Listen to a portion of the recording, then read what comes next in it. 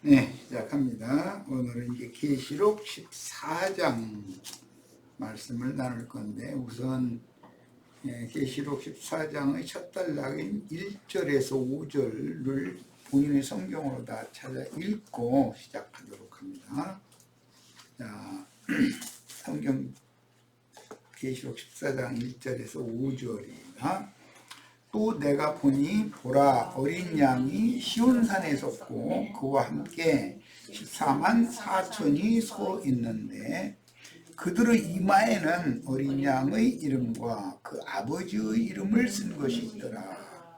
내가 하늘에서 나는 소리를 들으니 많은 물소리와도 같고 큰 우레소리와도 같은데, 내가 들은 소리는 고문고 타는 자들이 그 고문고를 타는 것 같더라.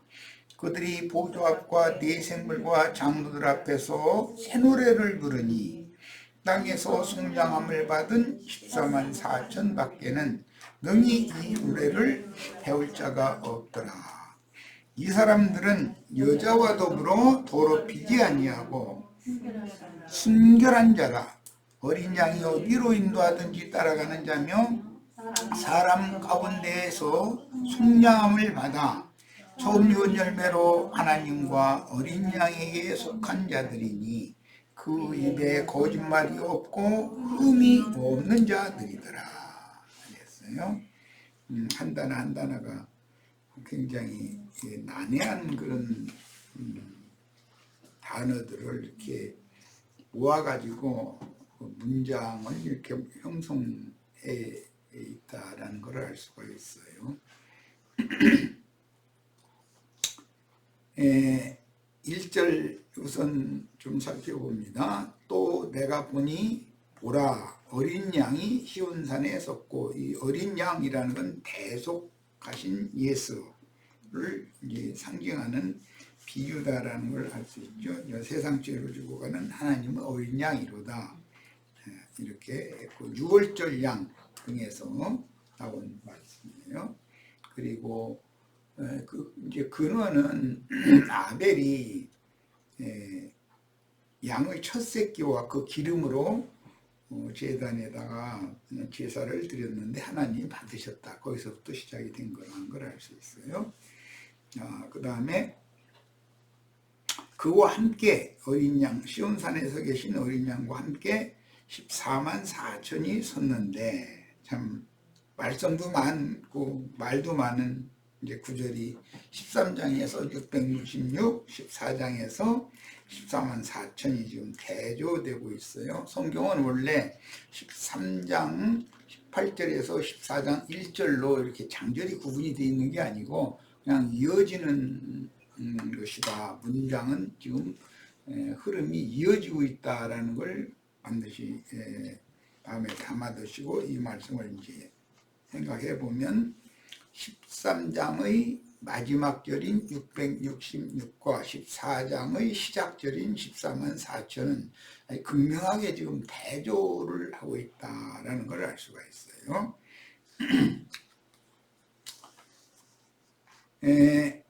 시온산이라는 용어는 요새라는 뜻이 이제 시온이죠. 그런데 흔히 이제 시온산 혹은 시온산성이라고 구약 성경에는 많이 표현을 했어요.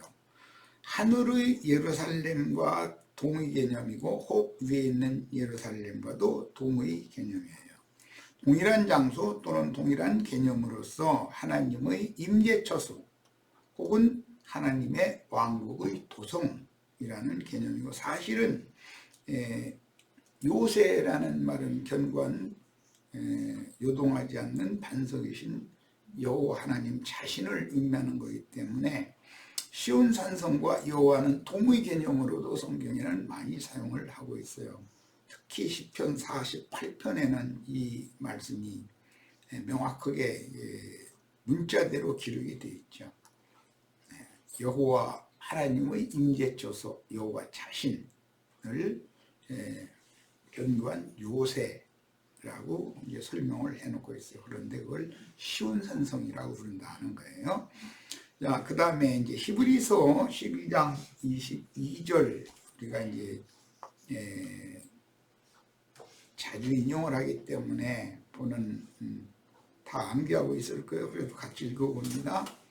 그러나 너희가 이르는 것은 그 하갈의 자녀 이스마엘이 이르는 것은 아라비아의 시내산이라고 설명이 되어 있고 그것은 육신의 자녀들의 모인 처소라는 것을 설명을 이미 앞에서 했죠. 갈라디아 4장을 지금 소개하는 거예요.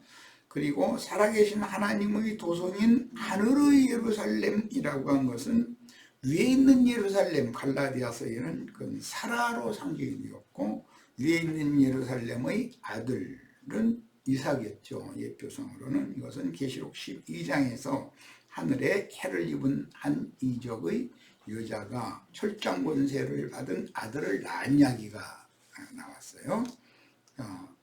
이 대비를 잘 이해를 하셔야 되겠어요. 시내산에 이른 구약 백성들과 시온산에 이른 영적 자녀들, 약속의 자녀들은 대조된다. 하늘에 거하는 자들인 하늘에 기록한 장자들의 교회는 하늘에 해를 입은 한 여자로 상징이 되고 이것은 계시록 11장 19절에서 이제 아주 그 11장 19절 말씀 반모섬의 요한에게 하늘의 참 장막 성전의 모든 그 식양과 모든 것을 다 보여줬다고 되어 있죠. 그걸 요한이 봤죠. 이것은 이제 모세에게 보여줬고 다윗에게 보여주셨고 이것은 예수님이 제자들에게 보여주신 것, 성령이 오셔서 오늘 우리들에게 하늘의 성전과 사람의 손으로 지은 지상의 성전, 아시아에 있는 7 교회로 예시한 음녀의 머리들인 땅의 왕족들이 지배하는 세상교회와 그 아시아에 있는 7 교회들에서 빼내심을 받은 이기는 자들로 세워진 하늘의 장자교회가 성경에는 아주 극명하게 대조가 되고 있다. 이런 것을 잘 이해를 꼭 하셔야 됩니다.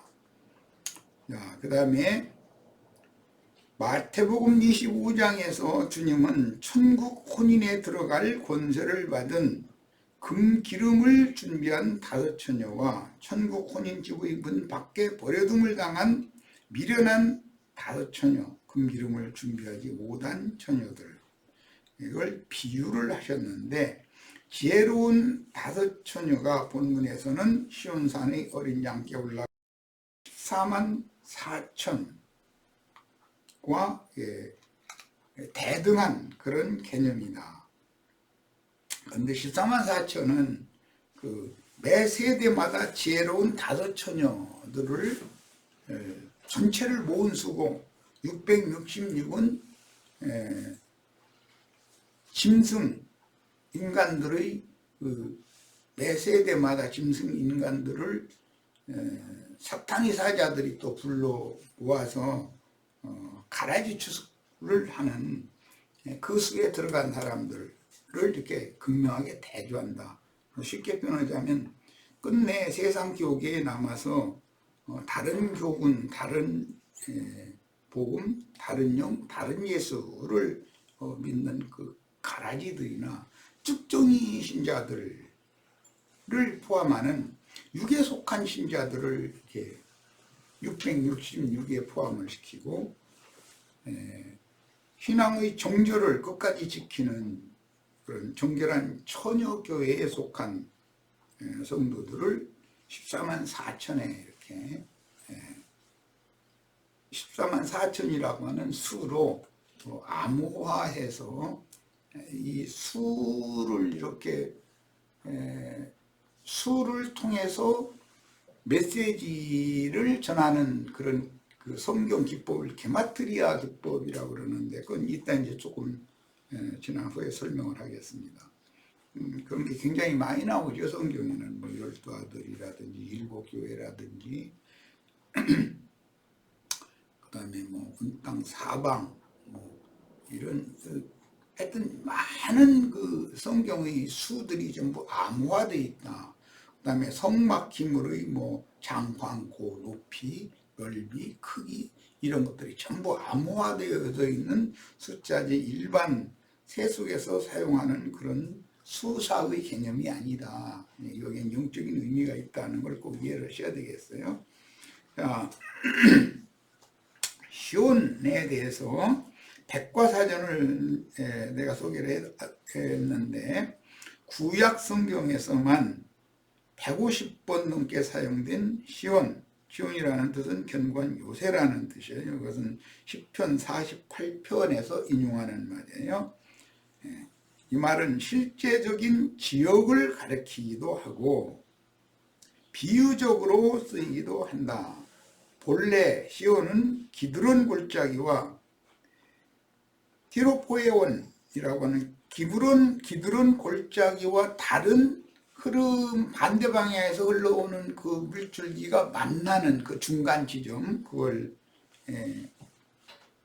티로포에온이라고 하는데, 그 예루살렘 남쪽의 언덕에 있던 옛 가나안 족속 중에 여부스 족속이 차지하고 있던 견고한 요새의 이름이었다. 그런데 그 여부스 족속의 견고한 요새인 시온을 다윗이 빼앗았죠. 그리고 나서 그 성을 안쪽에 또 하나의 성벽을 쌓고 이중 성벽을 쌓은 후에 그것을 다윗성이라고 이름을 이제 고쳐서 불렀어요. 자, 그러다가 시간이 흐름에 따라 점차 가리키는 범위가 넓어졌다. 다윗은 이 요새를 점령한 뒤 다윗성이라고 불렀다. 솔로몬이 요새의 북쪽에 예루살렘 성전을 지은 후 거기는 아라우나의 타작마당이 있었던 그게 본제단 터가 되었고, 그것은 이미 창세기에 이삭이 번제물로 드려졌었던 모리아산 지역이었다는 것이죠.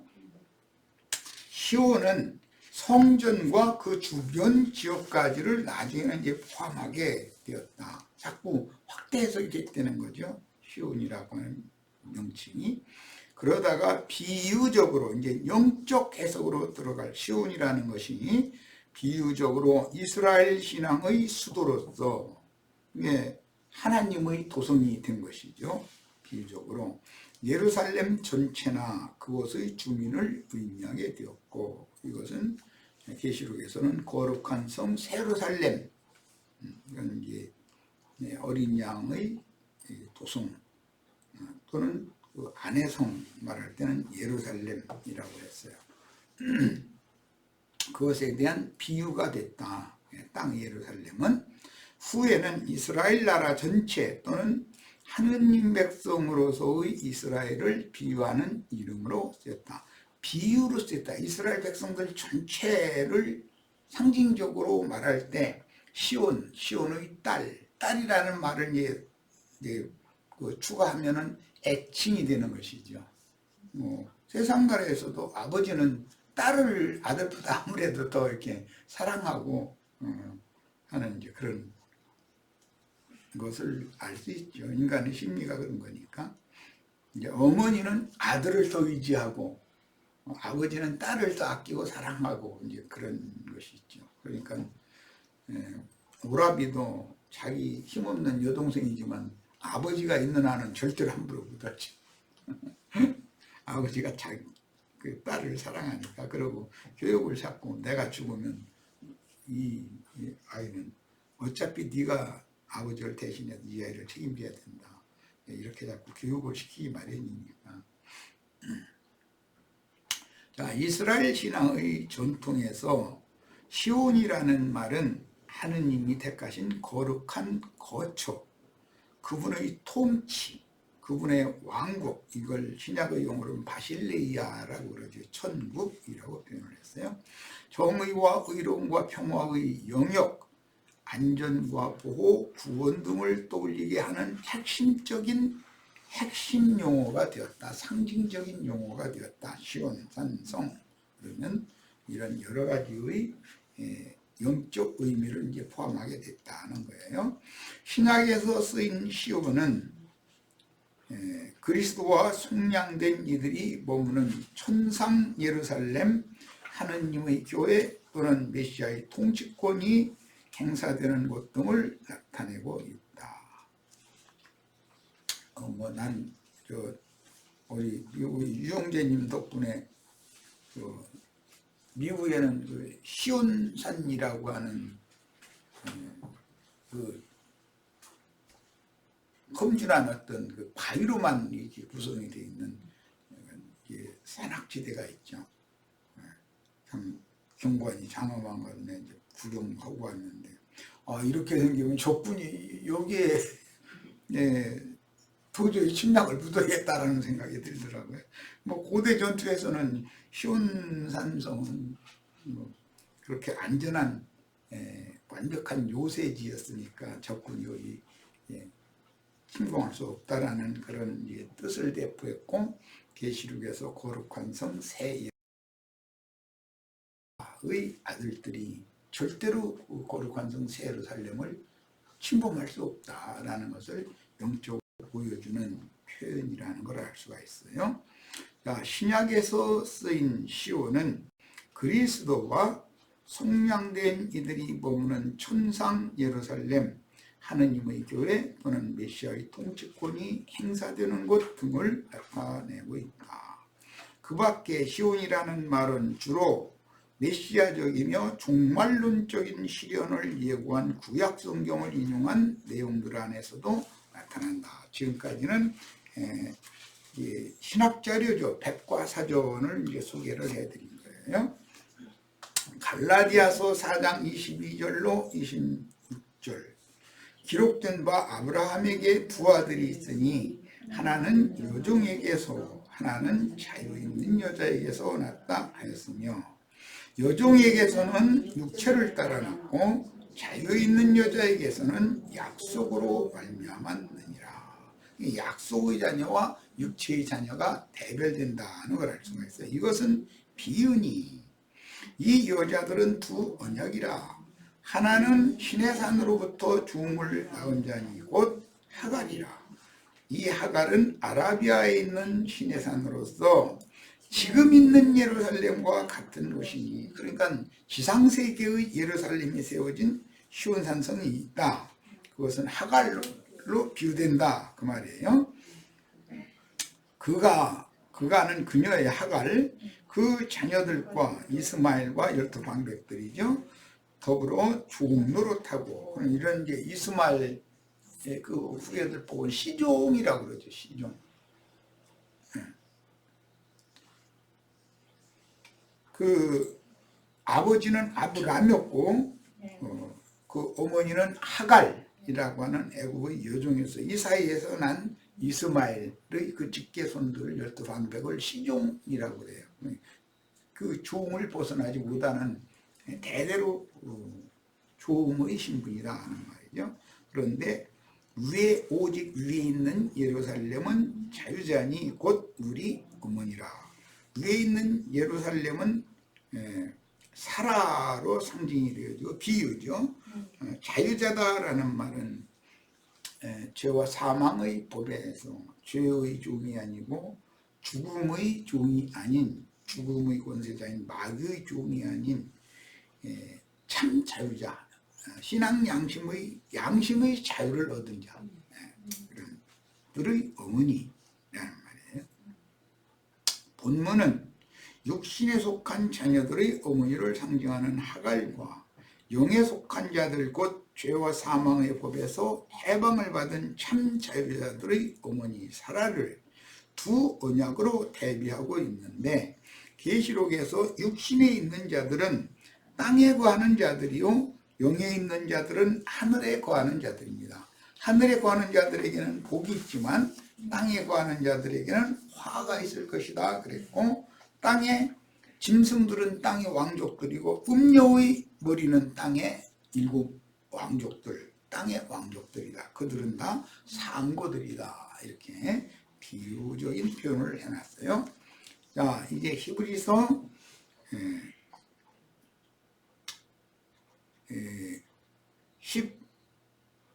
2장 22절로 24절 말씀을 요약적으로 또 한번 읽어봅니다. 그러나 너희가 이른 것은 이라는 것은 하늘의 시온산에 세운 하늘의 예루살렘이 이르렀다는 말이니까 이것은 앞으로 이룰 것이다가 아니라 이것은 믿음으로 말미암아 이루어진 사실에 근거한다 이 말이야. 이게 내가 계속 강조하는 것이 이제 이 점인데, 땅에 든 믿음은 성전의 마당에 있는 놋제단, 거기에서 죽는 것만 계속 뭐 십자가의 도다 이래가지고 죽는 것만 계속 가르치는 거예요. 그러니까 일생 동안 죽는 얘기만 해. 예배당 오늘 또 가보면 또 십자가의 복음, 십자가에서 죽어야 된다, 나는 죽어야 된다, 그 얘기만 하는 거예요. 그거 뭐 잘못된 건 아니죠. 죽어야 옛사람이 죽어야 되니까. 그런데 우리가 죽으려고 해서 믿는 건 아니다. 나가야지. 언제 더 나가야죠. 그래서 성소의 그 둘째 휘장의 중심부에 있는 금제단의 향단, 금향단, 금제단을 통과하면 둘째 휘장 위로 아래로 찢어지기 때문에 분향을 하는 목적이에요. 그래야 이제 그 향연이 지성소에까지 이렇게 가서 하나님 앞에 연락이 되는 거니까. 예. 그래서 둘째 휘장이 반드시 찢어져야 된다. 이런 것을 기본적으로 신앙의 터를 잡을 때, 놋제단에다가 터를 잡으면 신앙생활을 결국 평생을 했는데 거기를 마당만 밟고 그냥 끝나버린다면 죽는 신앙으로 끝난다는 뜻이기 때문에 부활하여 하나님의 영광에 들어가는 신앙으로 나가야 된다 이거예요.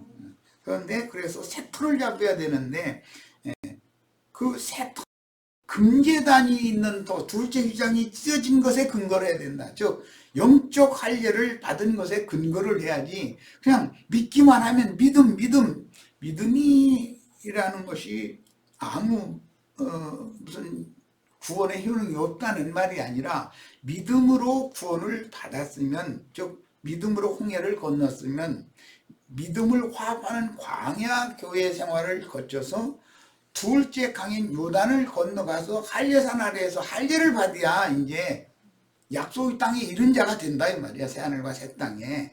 그러니까 반드시 신앙이라는 것은 초보의 토에 머무르면 안 된다. 이걸 이제 계속 내가 강조를 하고 있어요. 그래서 제단터가 두 개가 있다. 하나는 마당에 놋제단터가 있는데, 놋제단터는 십자가라는 것은 구원의 복음의 시작이지 그건 완성이 아니다.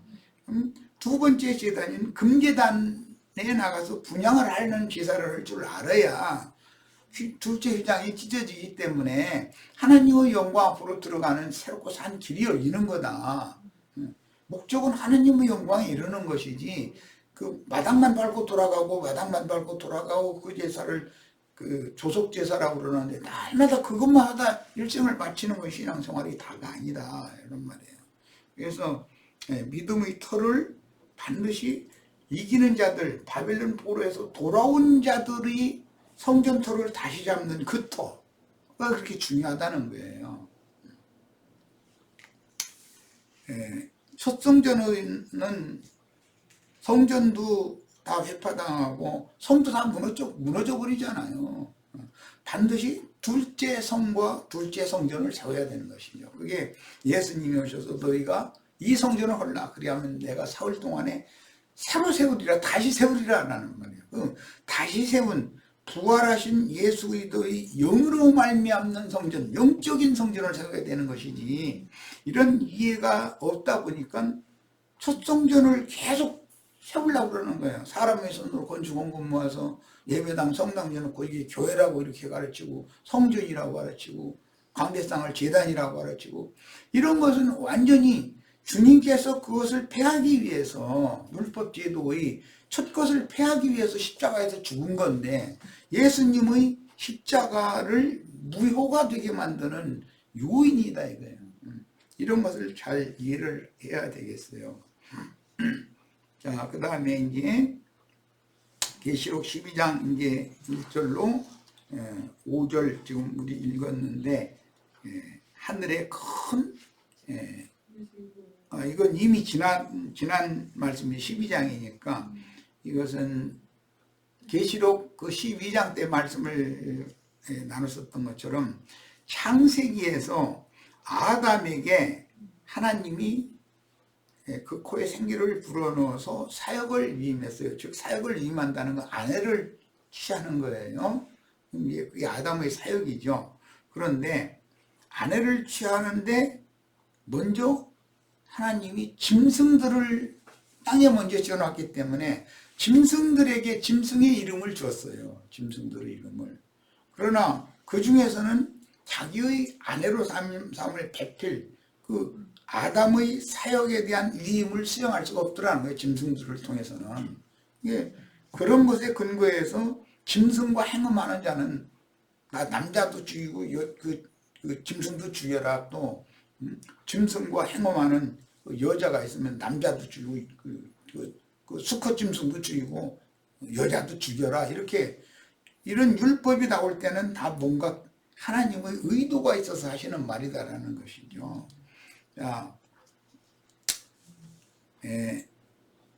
그래서 짐승의 이름을 주는 문제와 아담을 깊이 잠들게 하시고 갈빗대를 꺼내서 여자를 지어서 중매를 했는데 그 여자를 통해서 금령의 나무실과를 따먹고 하나님을 배반하게 됐어요. 그런데 하나님이 아담 부부에게 찾아오셔서 짐승을 죽인 다음에 짐승 가죽으로 새 옷을 해서 입혔다는 거예요. 그 다음에 새 옷을 해서 입혀준 상태의 여자를 하와라고 새 이름을 줬어요. 아담의 사역을 잘 생각해야 돼. 모든 것은 이게 시작이니까. 아담은 그리스도에 대한 표상 예표였으니까. 그럼 하와는 교회에 대한 예표가 되는 거죠. 최종적으로.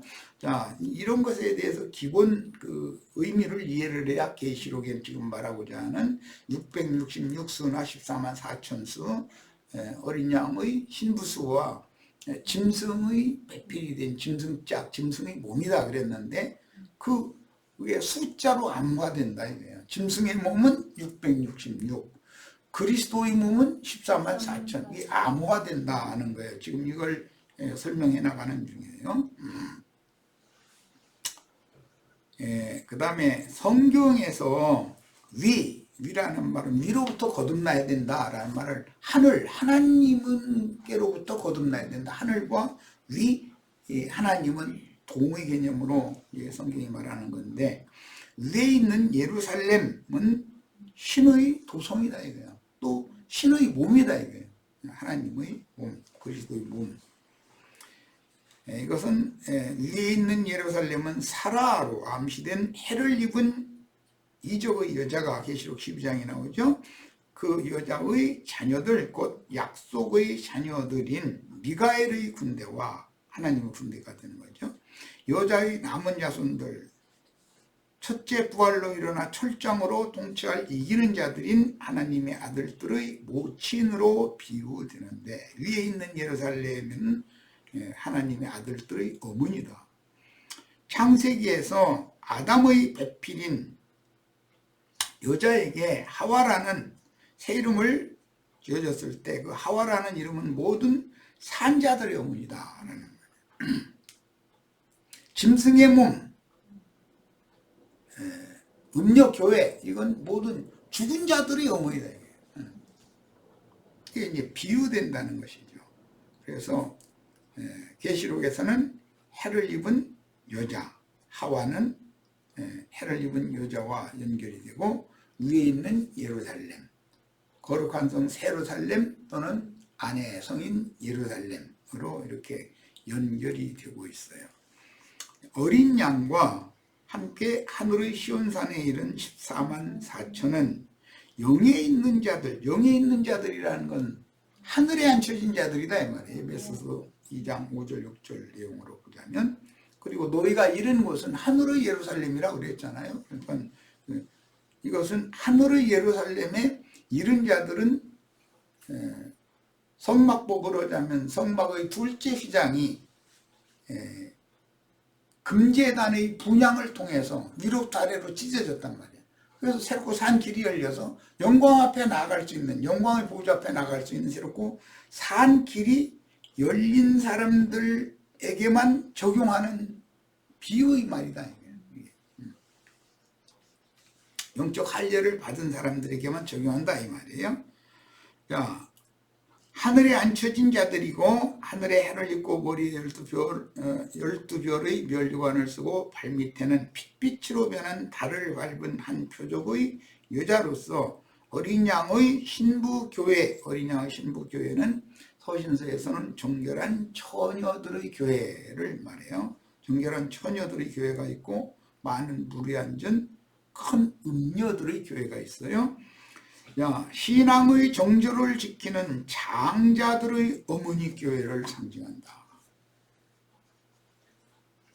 시온산 위에 있는 예루살렘에 이른 자들은 다 장자들의 교회를 세우게 돼 있고 장자들의 교회가 낳은 아들이 하나님의 아들이고 이기는 자들이다. 14만 4천 수의 기원은 역대상 25장에서 하나님의 죄를 수직하는 자들이 하나님의 언약궤를 지키는 자들은 구약성경에는 제사장, 대제사장의 직계손들이죠. 그들만 언약궤를 옮길 수도 있고 언약궤에 가까이 할 수 있었어요. 그것은 하나님의 영광에 나아갈 수 있는 권세가 대제사장의 직계손에게만 있었다는 것이죠. 24반차에 따른 24장로의 지위를 받는 내생물 칩천사들, 계시록 4장 때 충분히 말씀드렸고요. 칩천사들의 찬양을 상징하는 모형으로서 이게 다윗이 하나님의 죄를 수식하는 자들인 그 제사장들을 24반열로 이렇게 나눴죠. 그리고 이건 이제 25장에서는 찬양대도 조직을 했는데 그들도 또 24반열로 나눈 거예요. 그래가지고 24반열에 각 반에 12명씩. 그러니까 24에다가 12를 곱하면 288이라는 수가 당연히 나오는 것이죠. 자, 이것은 구약 교회와 신약 교회를 대표하는 12지파와 12사도에게 속한 어린 양의 보좌 앞에서 어린 양의 구원을 찬양하는 무리에 대한 상징이다. 그러니까 당연히 이제 신약에 와서 이것을 구체적으로 설명을 하기 위해서 12지파에게 속한 14만 4천은 각 지파마다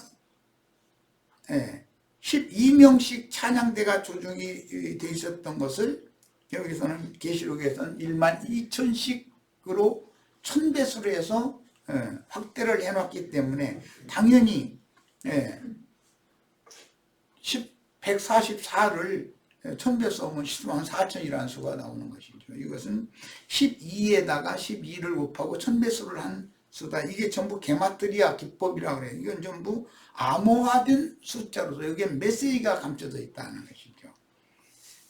그런데 7장에는 12지파마다 1만 2천씩이 나왔고 오늘 우리가 말씀 나누는 14장에는 지파 구분이 없이 어린 양에서 계신 시온산에 올라간 14만 4천이 그대로 기록이 됐어요. 그러니까 이 성경을 해석할 때는 각 지파별로 계수를 하는 것은 이스라엘 12지파의 계수법이고 지파가 없는 이방의 열방 민족 중에서 구속받은 사람들을 계수할 때는 지파를 구분하지 않고 그대로 계수를 한다. 이기는 자에 들어간 자들은 모두 다 미가엘의 군대로 20세 이상이 된 사람들은 모두 다 계수를 한다 이런 말이에요. 이게 14만 4천이다 하는 거예요. 그래서 14만 4천 수가 계시록에서는 둘로 쪼개져서 나왔지만 역대하 25장에서는 한꺼번에 그냥 24반차로 나눈 12로 나눈 것이 아니라 24반차를 12명씩 이렇게 해놨기 때문에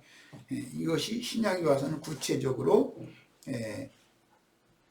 하나님의 우주적인 그 구원의 경륜을 집행하시기 위하여 먼저 택하신 자들인 12지파 중에서 얼마를 끊어내고 그 자리에 이방인들 얼마를 갖다 접을 붙여서 유대인의 하나님도 되고 이방인의 하나님도 되심으로 두 부류의 14만 4천을 다 구하는 이야기를 지금 하는 것이 계시록 이야기다 하는 거예요. 자, 그러니까 계시록 이런 내용에 대해서 이해가 없는 이제 오늘날 어떤 사람들이 계시록 7장 14만 4천이나 14장의 14만 4천이나 그럼 다 14만 4천 하면서 자기 주장하는 어떤 자기의 교리를 맹신해주는 그런 큰 무리로 모여지면 14만 4천이 되면 뭐 지구 종말이 온다 이런 식으로 가르치는 거죠. 그 얼마나 어리석은 사람들을 미혹하는 다른 교훈이냐 말이에요. 이게 계시록에서는 14만 4천이 이스라엘 12지파에게 적용하는 14만 4천은 각 지파별로 1만 2천씩이에요. 이것은 역대기의 25장에서 12명씩 24반열로 찬양대를 구성을 했었던 거, 이것을 1000배수를 한 숫자예요. 그러면 당연히 24반열에다가 1만 2천씩을 하면은 28만 8천이 되겠죠. 그런데 육적 이스라엘 하나님 백성들과 영적 이스라엘 하나님의 백성들의 충만한 수를 별도로 구원을 해야 되니까 교회 시대에는 이방인의 때에는 이방인 충만한 수를 채우고 그 다음에 오는 새 세계의 그 1000년이 찰 때까지는 끊침받았던 이스라엘의 신앙을 회복해서 14만 4천을 다시 채워서 총수가 이제 28만 8천으로 이렇게, 이건 이기는 자들의 수를 말한 거예요. 성경에는 이렇게 기록을 했다. 이것에 대해서 이제 이해를 꼭 하셔야 되겠어요.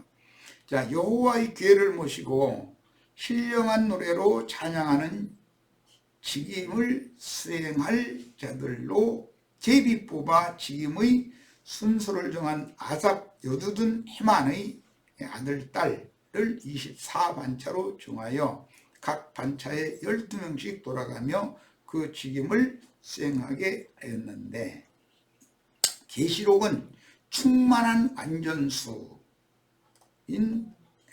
3 곱하기 4, 이것은 1 곱하기 6이라고 하는 것, 그 수 개념, 이 이야기는 조금 잠깐 쉬었다가 다음 시간에 해야 되겠다. 게마트리아의 수 개념에 대해서 이제 다음 시간에 잠깐 설명할 겁니다. 잠깐 쉬었다가 이어가도록 합니다. 시간이 많이 됐네.